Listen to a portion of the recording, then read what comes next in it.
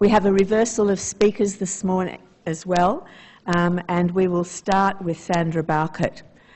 Sandra is a potter from Victoria in Australia who has had long experience working in cross-cultural way in the field of ceramics, and she's going to talk about both her experiences, her conclusions, and ways in which we can do that in a responsible way. So I welcome Sandra.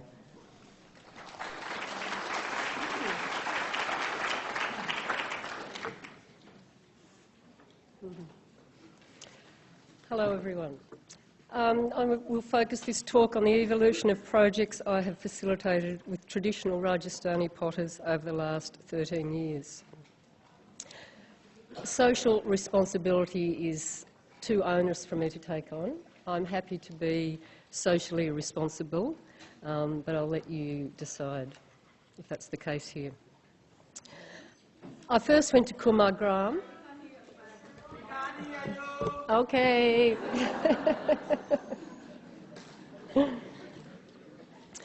I first went to Kumhaargram, which means Potter's Village, near New Delhi in 2002. My role was to develop products that women could make and sell to diversify the family income. This was of limited success for many reasons. The women were not really interested in this. A community development worker had been there before me. Say no more. Their pottery skills were limited. Generally, they have the menial and arduous tasks of making clay, and it was winter, which is their relaxing time, and they'd rather be knitting. However, much was learned, and I was at the beginning of what has turned out to be an ongoing and deep connection with this community. We might sit with that. On the final days of this initial trip, Josephine, maverick worst driver in Delhi, health worker and interpreter, asked, "What can you do for these people?" From my then simple romantic perspective, isolated by language, these people had all they needed: functional families, work, simple homes, and in trips to the real slums, with Josephine on a community health rounds, these families seemed to be doing okay. And they were. So what could I do? Technically, with my limited expertise and the materials they had available, I was not able to make a contribution to kiln technology, although desperately needed. Aesthetically, the beautiful forms grown out of generations of makers, why mess with that? And 700 families. An early invaluable lesson learnt, and one that is always foremost in my mind in conversations in the village, is to keep a lid on expectations. I did think on her request and arrived at the conclusion it was with my ceramic community in Australia that I would be able to create opportunities for a limited number of potters. Excuse me.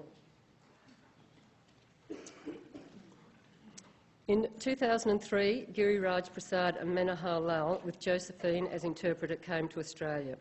Funding came from the Australia-India Council for travel expenses and freight costs, including 2 traditional wheels. I'd organised workshops from Geelong to Albury and in between. Primary and secondary schools, TAFEs, and the Institute of Career Education at Deakin Uni, an appearance at Ignition, the National Ceramic Conference in Bendigo, an exhibition of Giriraj Prasad's fine work, and a fundraising lunch for a school Josephine supported, and more. After the tears of farewell and a simple thank you from all sides, hope the tears don't come back, I returned home in a bubble of exhaustion and euphoria. An inexplicable connection to these potters through a shared experience without a common language other than through clay was powerful. I was determined to learn Hindi, and visiting India in 2004 with my family was open when asked by the Prasads to organise a family tour.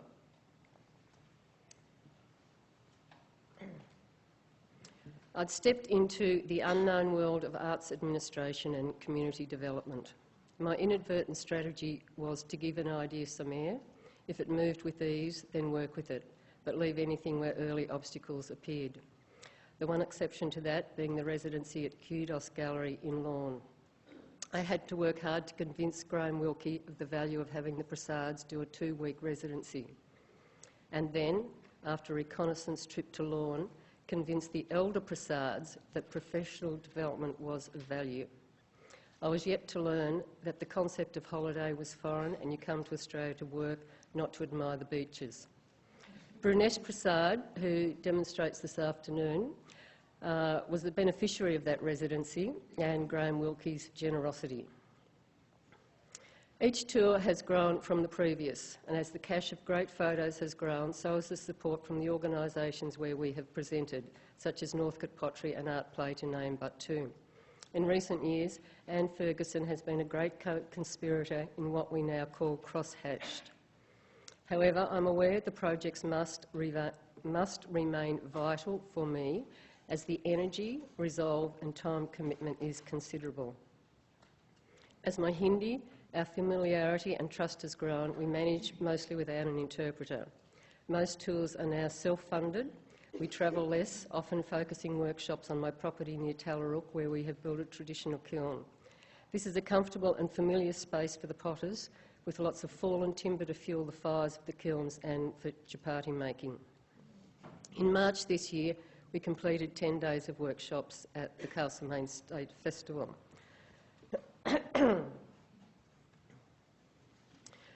One activity that has remained constant is workshops at my 2 local primary schools. The format for the day is generally the visiting potters demonstrate their craft, and all children, assisted by a potter, make a little pot on the traditional wheel that I later fire. We show a short film made in Kumhaargram and discuss cultural differences. For most of the children, this is their first ceramic experience and they sense its uniqueness. The child sits opposite the potter and hands together they make a small pot. A brief but powerful connection with the potter. In a supermarket aisle conversation after one of these workshops, a mother stated, "He now goes around the house saying, 'That's made of clay.' And did you see the way those potters sat?" The pot he made now has pride of place in the crystal cabinet. This and many other similar comments cement my view of the value of these workshops. The alchemy makes it a memorable introduction to clay. For experienced ceramicists, the return to the fundamentals of working in clay and the grace with which these potters work has enthralled. Recent workshops we've been calling stacks has enthralled. So participants with no previous experience engage in the ceramic process and interact with the visiting potters by painting their large water pots. A series of these stacks on a central pole make a significant sculptural statement. This process can also be a whole family experience. After 10 years of visiting Kumhaargram, I felt ready to live and work there and retrain my throwing habit in the works of the Kula potters, the potters that rapidly make hundreds of disposable drinking and eating vessels. In 2012, I had a month's residency there through AsiaLink. This coincided with the Australia-India Council's 20th anniversary exhibition, and Crosshatch was invited to contribute.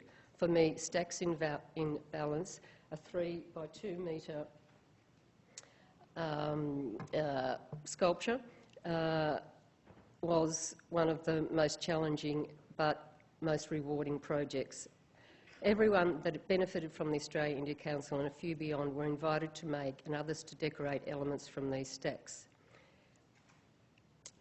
We'll just have to skip a bit. One challenge was to get the women there. So, to the opening.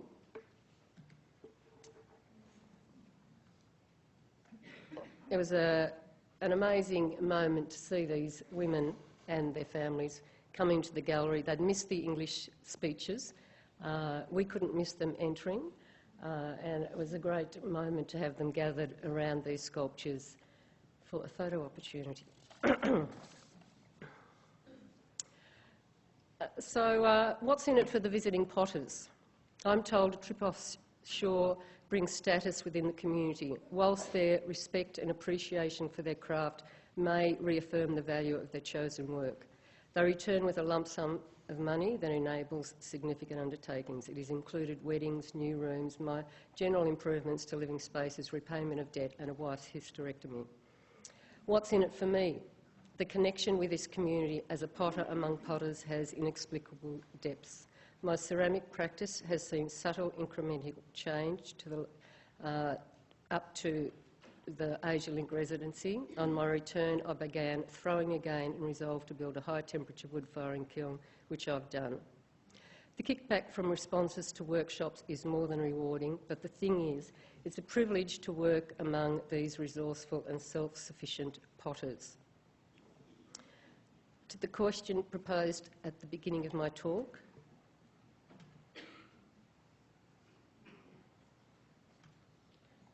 is it responsible to pluck someone from their humble surrounds, expose them to an affluent society, immerse them in 5 weeks of activities where they experience admiration for their craft, interest in their culture and respect as an individual for short-term material gain? They return to the same material surrounds, but it is home, family and it's their community. Thank you.